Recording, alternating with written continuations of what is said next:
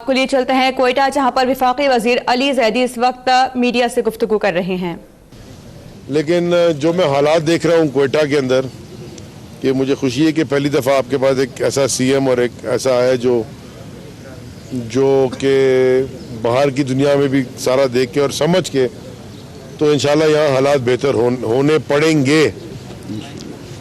बगैर हालात ठीक हुए, बगैर ये इंफ्रास्ट्रक्चर डेवलपमेंट के, बगैर लोगों को रोज़गार मिले, बगैर हस्पताल ठीक हुए, बगैर एजुकेशनल इंस्टीट्यूट तालीमी इदारों को ठीक किए, जी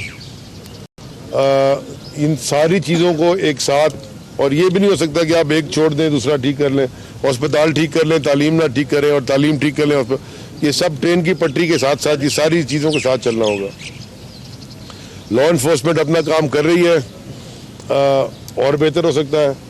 जो ऐसे मुल्क हैं या कम से कम वो समझते हैं कि वो हमसे बेहतर हैं, वो वेस्टर्न वर्ल्ड कहलाती है, तो वहाँ भी इन्फिल्ट्रेट कर जाते हैं लोग। मैं ऐसे लोगों को जो इन्फिल्ट्रेट करके जो इस तरह का जानी खास तौर पर नुकसान पहुँचाते हैं, मैं इनको मेंटल पेशेंट समझता हूँ। इनका दिमागी तवाज़ुन ठीक नहीं होता, वरना कोई भी अकल, कोई भी आधा भी कोई ईमान वाला इंसान इस तरह की हरकत नहीं करेगा। ना कोई इस तरह के लोग उनको प्लानिंग करने में हो, जितने भी ये लोग हैं, ये इनका दिमागी तवाज़ुन ठीक नहीं है कि ये बेगुनाह लोगों को जाके इस तरह अटैक करते हैं। और कोई भी नॉर्मल आदमी, हम आप नॉर्मल लोग हैं, हमको खुद कुछ बम बांट के नहीं पड़ने लगे। इनका दिमागी तवाज़ुन ख़राब कर दिया था बचपन से। ये मेंटल, इनकी जो माइंड कहते हैं ना, वो ट्रेनिंग होती है।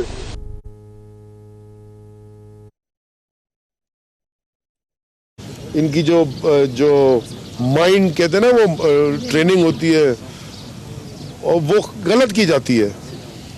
और इसका जो डायरेक्ट सोल्यूशन है, खैर लॉ इन्फोर्समेंट का सोल्यूशन तो है, लेकिन पॉलिटिकली इसका सोल्यूशन है ह्यूमन डेवलपमेंट। जैसे कहते हैं कि कोई भी इंसान फिर वो इस तरह की हरकतें करता है, या फिर उसको प्रोग्राम किया जाता है बचपन से ऐसे कि जी इस तरह की हरकत होगी तुम्हारे से। बस मैं आप सबका शुक्रगुजार हूँ। मुझे समझ में नहीं आती कि जब इस तरह का वाकया हो तो आदमी क्या बात करे, वहाँ जाके फातिहा करता है, उनके साथ उनके दुख में शरीक होता है और कोशिश करता है कि अगर कुछ कर सके इन लोगों के लिए, जो भी मुतासरीन है वो करे, उसके लिए हम हाजिर हैं। सर, मुल्क की छोटी बड़ी तमाम जमातों का एक ही मुतालबा है कि कौमी एक्शन प्लान पे उसकी रूह के मुताबिक अमल दरामद यकीनी बनाया जाए, तो क्या कर रही है इसके लिए? देखिए जी, थोड़ा सा और वो जो धरने पे बैठे हुए इस मुतासरीन है इस वाक़े के, उनका भी मुतालबा ये कि फेडरल गवर्नमेंट अपना किरदार अदा करे, एक सिक्योरिटी प्लान दे हज़ारात के लिए, ताकि वो नॉर्मल लाइफ। किस हवाले से बताइए? देखिए जी, जब आज से कुछ चंद साल पहले पहला अटैक हुआ था, जो पहला बड़ा अटैक हुआ था कम्युनिटी पे, हज़ारा कम्युनिटी पे, तो मैं खुद धरने में बैठा था जाके कराची में।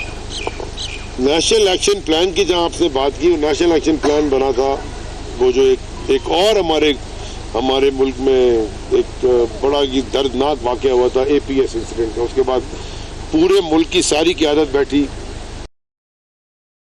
सियासी क़यादत, सब ने बैठ के एक नेशनल एक्शन प्लान के ऊपर एग्री किया। हमको अब 7-8 महीने हुए और हम तो उसके ऊपर इम्प्लीमेंट करना शुरू कर दिया है। हाँ, कोर्ट्स को तो हम कंट्रोल नहीं करते, कोर्ट्स तो हम कंट्रोल इंडिपेंडेंट है, चाहे बलूचिस्तान हाई कोर्ट हो या सुप्रीम कोर्ट हो या पंजाब हाई कोर्ट लाहौर, जो भी वो कोर्ट्स तो इंडिपेंडेंट है, हम इन्फ्लुएंस नहीं करते। ना लॉ इन्फोर्समेंट के इदारों को हम इन्फ्लुएंस करते, वो इंडिपेंडेंट ऑटोनमस बॉडीज हैं, वो अपना काम करती हैं। लेकिन प्राइम मिनिस्टर साहब का ये बिल्कुल क्लियर डायरेक्शन भी है सारे लॉ इन्फोर्समेंट को, काबीना को, कि नेशनल एक्शन प्लान के ऊपर कोई भी डिस्काउंट नहीं मिलने लगा, किसी को भी नहीं मिलने लगा। थोड़ी मुश्किलात ज़रूर हैं शुरू में, क्योंकि पॉलिटिकल लोगों ने इसको एक पॉलिटिक्स बना दी है कि जी ये पॉलिटिकल इशू है। ये पॉलिटिकल इशू नहीं है, ये लॉ इन्फोर्समेंट का इशू है। किसी जमात से, चाहे सियासी चाहे मजहबी, किसी जमात से किसी दहशतगर्द का ताल्लुक हो या कोई प्लान बना रहा हो, लीवे किसी के लिए नहीं है जी। पाकिस्तान को अब हमने सिक्योरिटी जोन से एक देखो, पाकिस्तान को जब देखते थे, मैंने गवादर में भी एक बात की थी कि जो पाकिस्तान को लोग देखते हैं ना, कोई भी बाहर से देखता है, पाकिस्तानी भी जो बाहर से देखते हैं और अंदर, वो सिक्योरिटी जोन देखते हैं। पाकिस्तान को सिक्योरिटी जोन से हमने कन्वर्ट करना है इकोनॉमिक जोन में, नॉर्मल मुल्क बनाना है, एक नॉर्मल मुल्क बनाना है। मैं अभी दुनिया में कितनी मसाजिद में जाके मैं सारी दुनिया घुमा, नमाज पढ़ी, मेरी तो कहीं तलाशी नहीं होती मस्जिद में जाने से पहले। और यहाँ पाकिस्तान एक इस्लामी जमहूरिया पाकिस्तान, मुसलमान मुल्क है, तो आप मस्जिद में जा रहे होते हैं तो आपको वो उसमें एक्सरे मशीन से गुजरना पड़ता है, जैसे कि आप एयरपोर्ट जा रहे हैं, आपके वो पैटिंग करते हैं। हमें इससे निकलना है बाहर। और नेशनल एक्शन प्लान के अंदर तालीम का भी बड़ा एक ये भी एलिमेंट है कि एजुकेशन भी इसकी ठीक हो, एजुकेशनल इंफ्रास्ट्रक्चर भी ठीक हो, ह्यूमन डेवलपमेंट इंफ्रास्ट्रक्चर भी ठीक हो, और लॉ इन्फोर्समेंट का जो किरदार है उसको भी मुस्तहकम बनाया जाए। सो हम national action plan fully enforce होगा जी पाकिस्तान में, और जितना होता जा रहा है काफ़ी हुआ है। और जो अगर चीज़ें कुछ रह गई हैं वो भी स्टेक होल्डर्स, सारे स्टेक होल्डर से वो हर तरीके से हर लेवल के ऊपर इन्फोर्स होगा। तो कोई डिस्काउंट ना समझे कि कोई शायद बच जाएगा, कोई इधर उधर मुझे। अभी आप यहाँ थे यार, अच्छा दूसरा सवाल पूछने की गवर्नमेंट ये बताया कि उस रिजल्ट उसने 8 माह के दौरान किया दिया। अगर आप 8 माह से में रिजल्ट मांगना चाहते हैं तो फिर मैं कहूँगा कि ये सवाल ठीक नहीं। कोई 8 माह में आपको रिजल्ट नहीं दे सकता। हमारा जो 100 डे प्लान था हुकूमत बनाने से पहले, वो इम्प्लीमेंट करने का और जो शुरू करने का, उसमें से बहुत सारी चीज़ें शुरू हो गई। और हर कैबिनेट मीटिंग में प्राइम मिनिस्टर वो पूरा चेक करते हैं कि क्या क्या चीज़ें हमने वादा किया था, क्या क्या चीज़ों में हम शॉर्ट हैं, क्यों शॉर्ट हैं, कौन से वज़रा शॉर्ट हैं, किस चीज़ क्या वजूहत है और उसको कैसे ऊपर लिया जाए। तो जो फाउंडेशन ले करनी थी सब चीज़ों की, वो माशाल्लाह हो गई है। रिजल्ट आते हैं 8 महीने में, तो मैट्रिक भी नहीं होता, वो भी 10 साल लगते हैं मैट्रिक होने में बच्चे को। उसको भी कहते थे खाली मैट्रिक को तुम्हें नौकरी नहीं मिलेगी। अगर आपको अच्छी नौकरी मिलनी है तो वो आपको फिर ग्रेजुएट और फिर मास्टर्स भी करना पड़ता है, उसमें टाइम लगता है।